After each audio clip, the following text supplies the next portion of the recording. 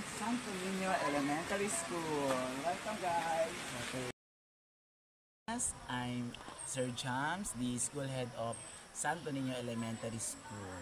The new school head for 1 month pa lang kasi last September 2 lang yung appointment ko dito. So, welcome again to Santo Niño. We traverse 18 rivers every day from Monday to Friday. Depende pa pag Saturday umaakit kami dito as the needs arises. Like may mga reports kami or pintakase.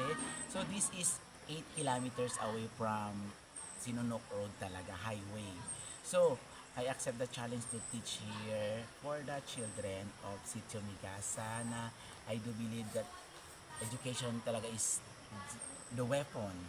This is the weapon which we can use to change the world na dapat ang edukasyon talaga ang importante sa lahat ng bagay. Lalong-lalo na sa mga community, sa mga bata dito, dapat marunong silang magbasa, magbilang kasi yun yung basic talaga na kailangan nila yung literacy and numeracy for them to survive. Kasi minsan, hindi na sila nakakaabot ng high school dahil sa layo na nga talaga sa Sinunok National High School. Pero may mga iba na persigido talagang makapagtapos na nag-aaral sila sa Sinunok, mag-high school, then makapag-college sila.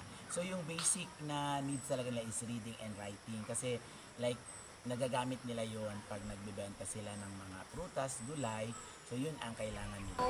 Topic natin about sa aspect of verb. What is verb? Okay, what are the examples of action words? Okay. What else? TV nila guys! Printer, laptop, yes, nabili ng laptop, mag-loan ng teacher pa sa laptop. Wow! Kinder. Opo, Kinder. Pangalan niyo, ma'am? Teris.